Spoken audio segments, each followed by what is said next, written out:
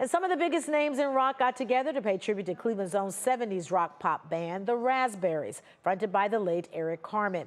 The double CD album is set to release next month, but our Monica Robbins got an exclusive interview with the Raspberries drummer about his thoughts on the project and the impact he thinks it might have to old and potentially brand new fans.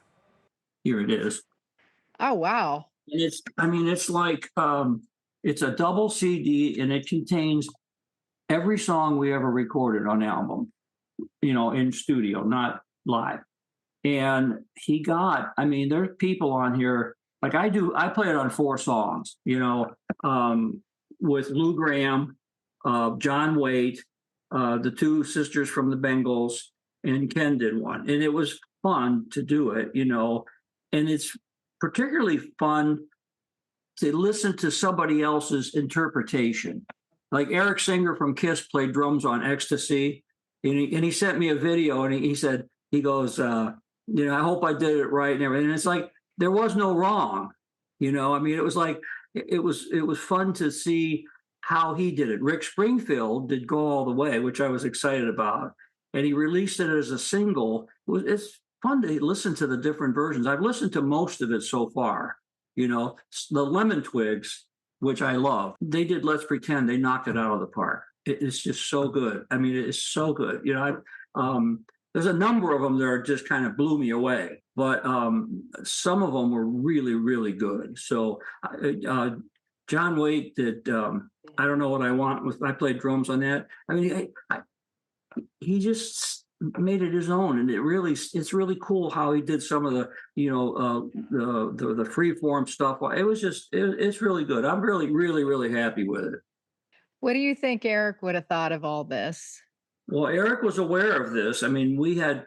Before he passed away, we had conversations about it. As a matter of fact, Eric re-recorded for this the count into tonight, the 1, 2, 3, 4, which we did on the record.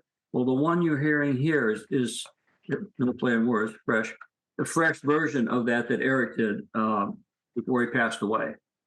So that's also a little. But no, Eric heard probably probably 70 or 80% of it.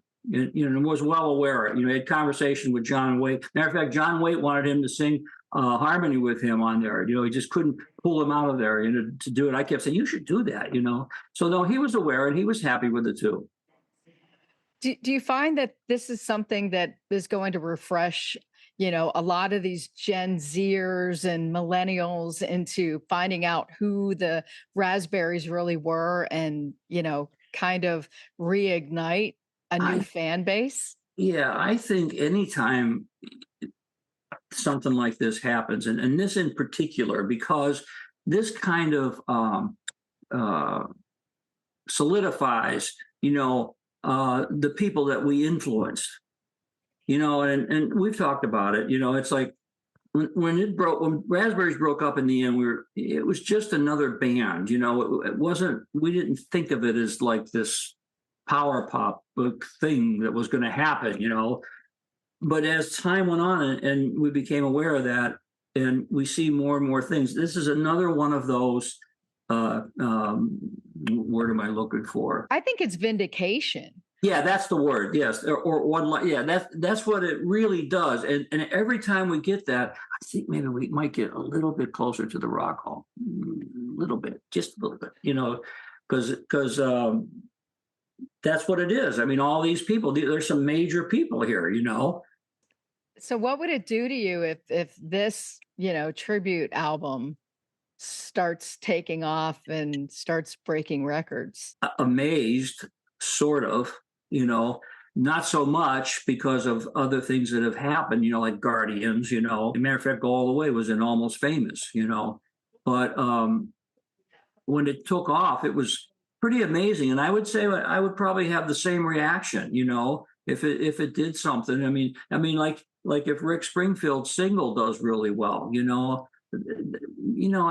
all going to be happy, it'll be a happy thing because, like you said, you're going to reach people that otherwise wouldn't know about you. Like all of these artists have their fan base, and they're all interested in what their artist is doing. So, you know, those people are going to maybe, you know, get interested and kind of search out like, well, what's the rest of this band do, you know, and stuff like that. So, like I said, it's all good. I mean, it's all good.